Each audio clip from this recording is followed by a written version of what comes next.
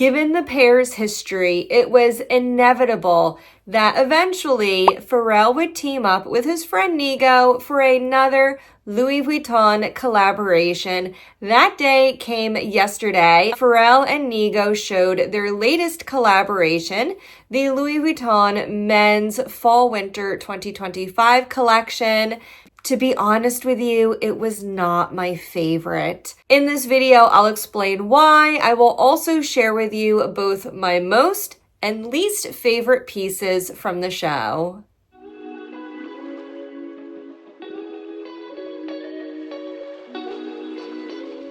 Hey there, this is Lula West Lux. Thank you for joining me in another video.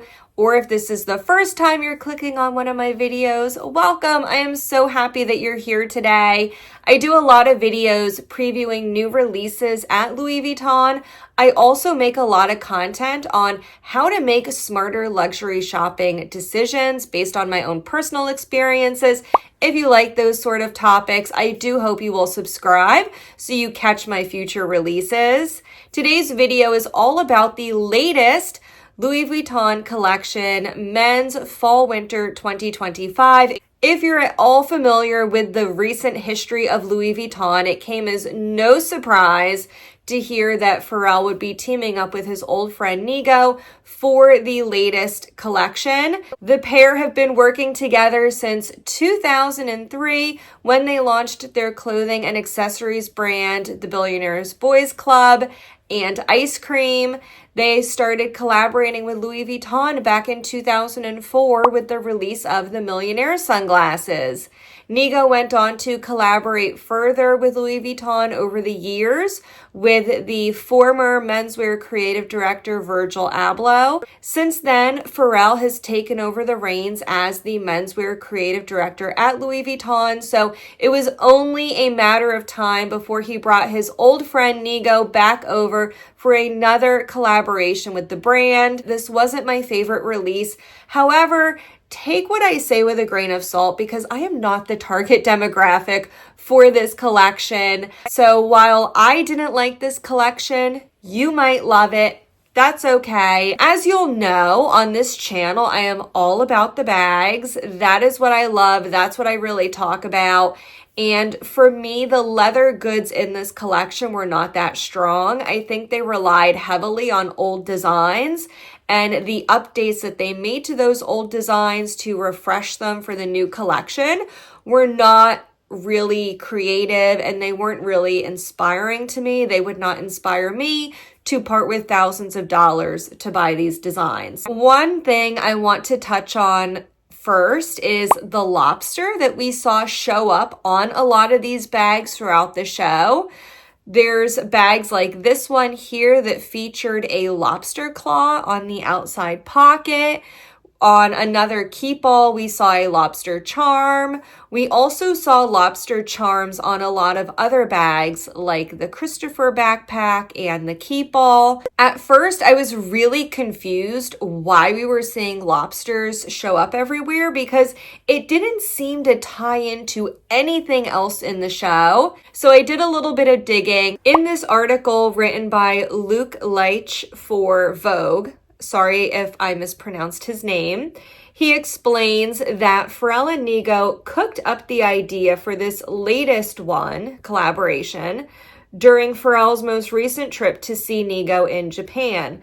Apparently, they also went fishing together and unexpectedly caught a lobster. This is why the lobster was this season's Easter egg motif, both as one-off bags and as the hidden symbol pressed into the backside of the yellow stitched tags that are customarily found on LV bags, but were here also transplanted to shoes and other categories.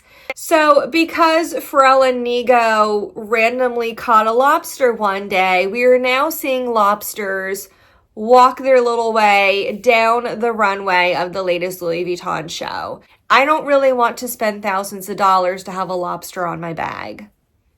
It doesn't go with anything else in the collection. It's not a spring-summer collection where you might have a beachy nautical vibe. But for fall-winter, it just seemed really random. And even hearing this story, I get it now, but I still think it's a little random. I do think it's cool that they're using it as the symbol on the tab on the Speedy. Typically, the Speedy P9 will have a small symbol stamped in the tab. The first season featured the dove. I think that's a fun little Easter egg to have the lobster as the symbol for this season. But other than that, I felt it was a little unnecessary to make the lobster such a huge part of this collection. This show also marked the first release of Damier Ebene leather. In the spring-summer 25 show, we saw the monogram canvas released as a leather on a variety of bags. Now for fall-winter, we're getting the Damier Ebene canvas released as leather, again on a variety of bags. So they're doing the same thing that we saw last season. Now they're just doing it in another classic print of the house, Damier Ebene. We saw this come down the runway on the Speedy 25 as pictured here. There will be a variety of bags in Damier Ebene leather. That is a tongue twister. I keep wanting to say Damier Ebene canvas. I liked the leather bags in Damier Ebene. What I didn't like were the Damier Ebene bags with the pictures of Pharrell and Nigo on the side. There was also some ready-to-wear and accessories featuring their faces on them too. As a customer, I think it's pretty bold to assume that I would want someone else's face on my piece of clothing or my bag, but I do not. I might be alone in thinking that, but it's not giving luxury. It's giving merch. It looks to me kind of like concert merch. If I went to see Pharrell in concert, you know, maybe I would go and pick up a t-shirt or a sweatshirt with his face on it. It's not something I would buy from a luxury house for thousands of dollars. Unfortunately, we did see a lot of those come down the runway. We also saw a lot of those at the Reese event after the show. So I think a lot of the pieces at the Reese event, like the ones pictured here, will eventually make their way into stores. Speaking of Damier Ebene, we saw an updated version of the Damier and monogram patchwork that featured in Nigo's 2020 collaboration with Louis Vuitton. Back then, they released a series of bags that featured the giant Damier print on the bottom with the monogram print cut out as though it's dripping down over top. This patchwork design was updated for the 2025 collection. So the cutout is different. Instead of looking as though it's dripping down over top the bottom print, the cutouts look like they're going sideways, almost like they're floating like clouds. This was also updated to include way more prints than the original two. The new print features the regular Damier Ebene with a larger Damier Ebene in a different color, monogram canvas, and reverse monogram canvas. So we have 4 different prints, 2 monograms, 2 damiers going on here. To me, this really doesn't work, especially the way it's executed on the bags. It looks a little sloppy. It's also too much going on. Visually, it's just too much for me. Personally, I'm not a fan. We saw this on the runway and at the Reese event on a variety of bags, including the shopping tote, the keep all, the nil, as well as several other bags. We also saw a patchwork in denim. And again, we just have a lot of designs going on here. We have a dark wash damier print in the very background. Above that, we have another light wash damier print that you can see towards the top. There's a light wash monogram print next to that. A darker wash monogram print all the way to the right. Below that, a little bit further down, we have a giant monogram, again in a medium wash. So we have a lot of different prints, a lot of different washes going on here. It's just a little bit too much. Visually, they all compete with each other a little bit too much. We saw this show up on the runway, both in bags and on ready to wear. They will be priced pretty high because there's a lot of work that goes into cutting out all of these patchwork pieces and sewing them together. Another print we saw show up in this collection was another graffiti print. Graffiti print isn't really anything new. We have seen it a lot. It's not really revolutionary. This is very reminiscent of the Steven Sprouse collaboration. A lot of people who know Louis Vuitton will also know the Steven Sprouse collaboration and their graffiti print. So unfortunately for me, because of that, I wasn't a huge fan of this graffiti print, not because I didn't like how it looked, but I just thought it was lacking any creativity or originality.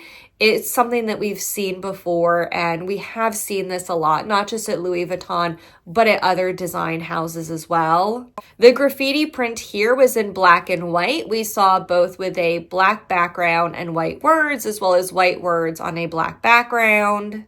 And the graffiti, of course, featured Louis Vuitton, as well as Paris and Tokyo. So, I mean, it was fine. I didn't hate it, but I also didn't love it because it just lacked a lot of that originality.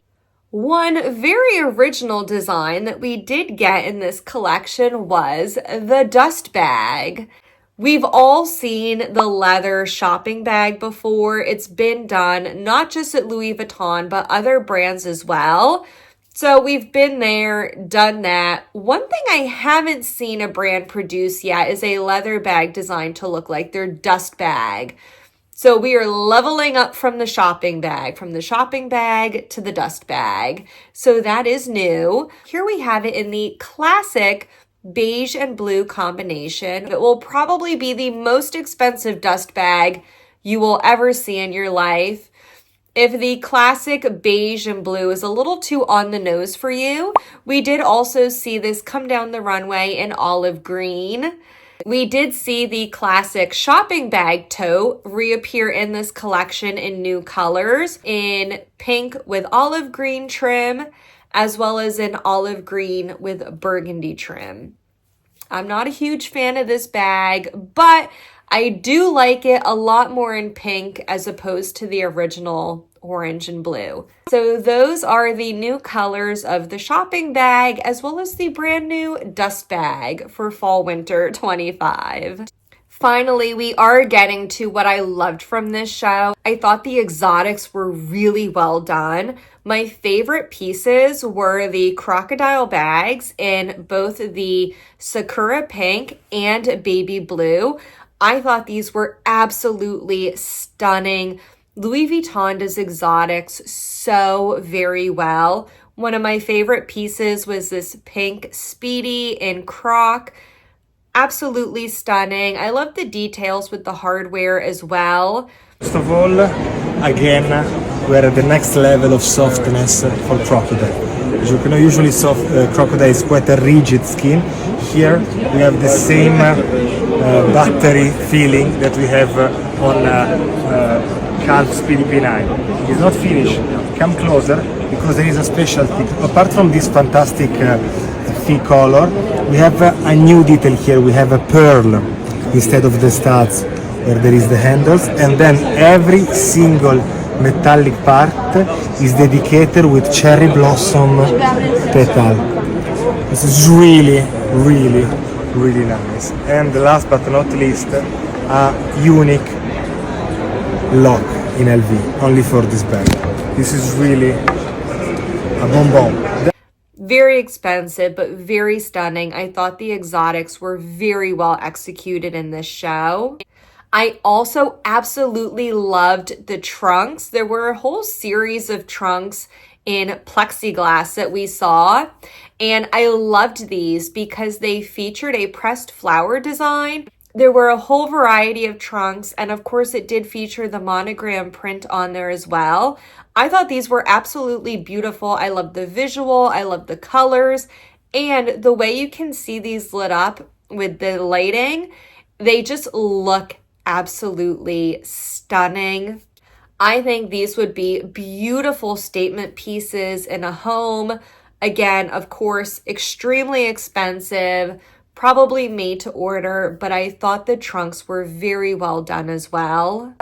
And just to wrap things up, we do have new colors of the Speedy P9. We saw this in pink and yellow, which look very similar to the colors from the spring summer collection. We had candy pink and lemonade. I would have to look at these side by side to see if they actually are different.